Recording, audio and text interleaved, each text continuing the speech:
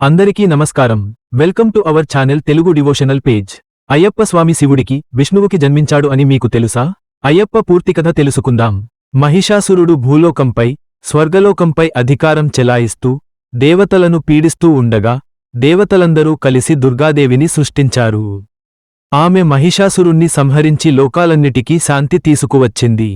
అయితే మహిషాసురునికి మహిషి అనే చెల్లెలు ఉంది. తన సోదరుడు దేవతలచే మోసపడి చనిపోయాడని భావించిన మహిషి కోపంతో కదలింది. మహిషి తన సోదరుడి మరణానికి ప్రతీకారం తీర్చుకోవాలని సంకల్పించుకుంది. దీనికోసం మహిషి తీవ్ర తపస్సు చేసింది. ఆమె బ్రహ్మదేవుని ఆరాధిస్తూ అనేక సంవత్సరాలు తపస్సు చేసింది. బ్రహ్మదేవుడు మహిషి తపస్సుపై సంతుష్టుడై నీకు కావలసిన వరం కోరుకో అని చెప్పాడు. మహిషి అమరత్వాన్ని కోరాలనుకుంది. కాని బ్రహ్మదేవుడు అమరత్వం ఎవరికీ ఇవ్వలేను అని చెప్పాడు. అప్పుడు ఆమె మరొక వరం కోరింది. నన్ను ఇద్దరు పురుషుల సంగత్యం వల్లన పుట్టే సంతానం తప్ప మరెవ్వరూ చంపలేరు అని వరం కోరింది. బ్రహ్మదేవుడు ఆ వరాన్ని ప్రసాదించాడు. మహిషి తన సోదరుడి మహిషాసురుని సింహాసనం తిరిగి పొందాలని దేవతలపై ప్రతీకారం తీర్చుకోవాలని పూనుకుంది.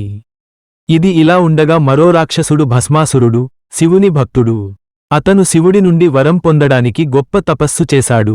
ఆ తపస్సు కారణంగా మహాదేవుడు కరుణించి ఒక వరం కోరుకొమ్మన్నాడు. భస్మాసురుడు తనకు అమరత్వాన్ని ప్రసాదించమన్నాడు. కాని శివుడు తనకు అమరత్వాన్ని ఇవ్వడం కుదరదు, వేరే వరం కోరుకోమంటాడు.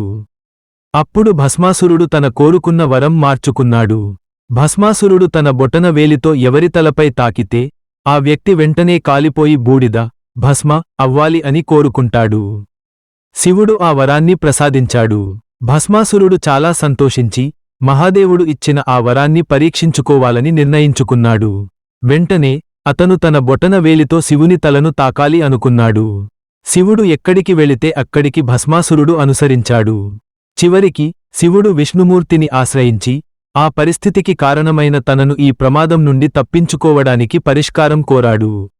శివుడి సమస్యను విని మహావిష్ణు అతనికి సహాయం చేయడానికి ఒప్పుకున్నాడు. విష్ణుమూర్తి మోహిని అవతారాన్ని ఎత్తి భస్మాసురుడు ముందు కనిపిస్తాడు. మోహిని ఎంత అందంగా ఉంటుందంటే భస్మాసురుడు వెంటనే ఆమెకు ఆకర్షితుడవుతాడు. భస్మాసురుడు మోహినిని పెళ్లి చేసుకోమని కోరతాడు. నాకు నృత్యం అంటే చాలా ఇష్టం, నృత్యంలో తనకు సాటిగా ఉన్నవాళ్లను పెళ్లి చేసుకుంటానని చెప్తుంది. భస్మాసురుడు అందుకు అంగీకరించి నృత్యం ప్రారంభిస్తాడు.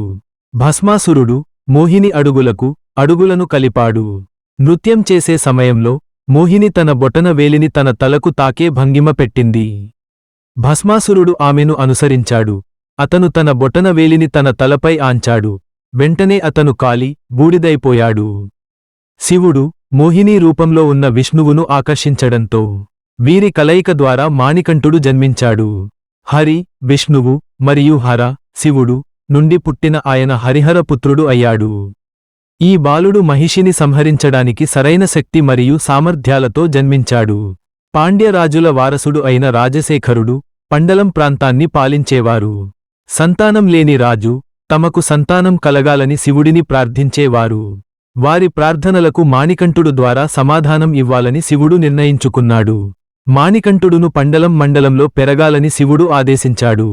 ఈశ్వరుని ఆజ్ఞానుసారం దేవతలు మాణికంఠుని భూలోకానికి పంపడం కోసం పంపానది తీరాన బంగారు పెట్టెలో వదిలివేశారు.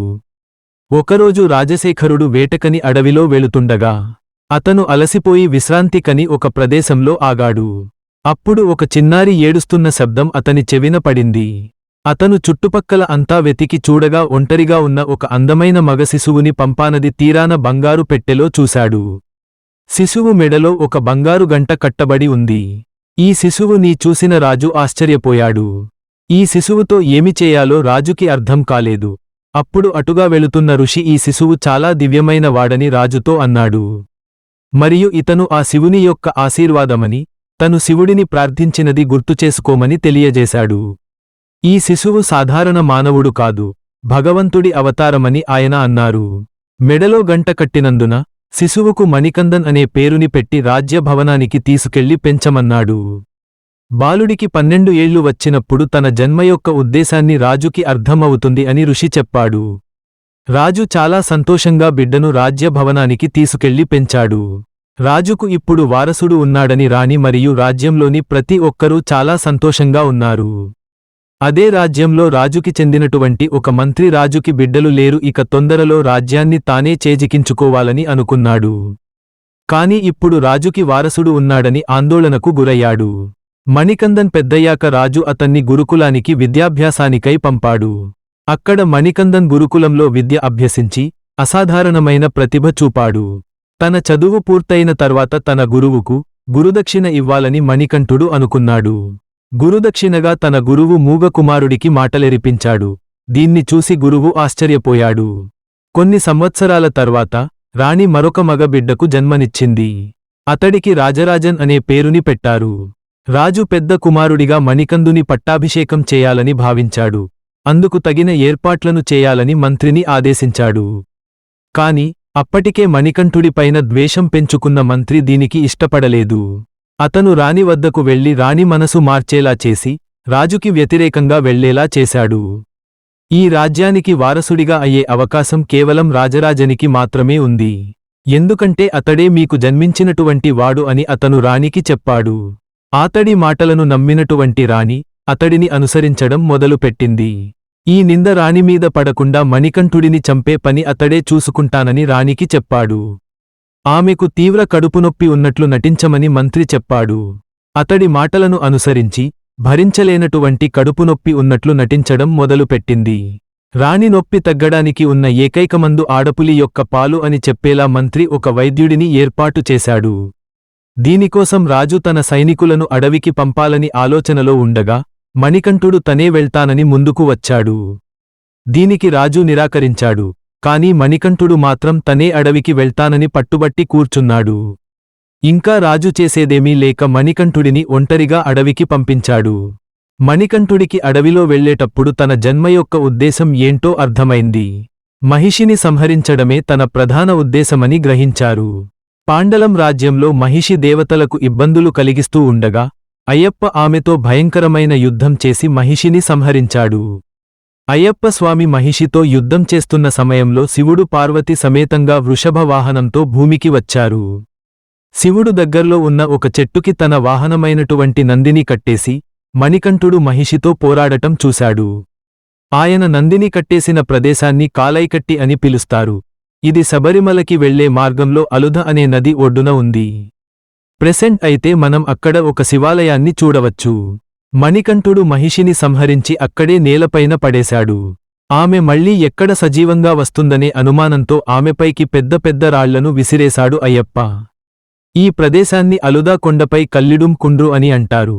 ఇప్పటికీ యాత్రికులు అలూధా నదిలో ఒక రాయిని తీసుకుని మహిషి ఓటమిని సూచిస్తూ ఈ ప్రదేశంలో పడేస్తారు. మహిషి చనిపోయిన తర్వాత మణికంఠ ఆమె ఆత్మకు శాంతి చేకూర్చి స్వర్గానికి చేరుకోమని ఆశీర్వదించాడు. మహిషి తనని వివాహం చేసుకోమని మణికంఠని కోరింది.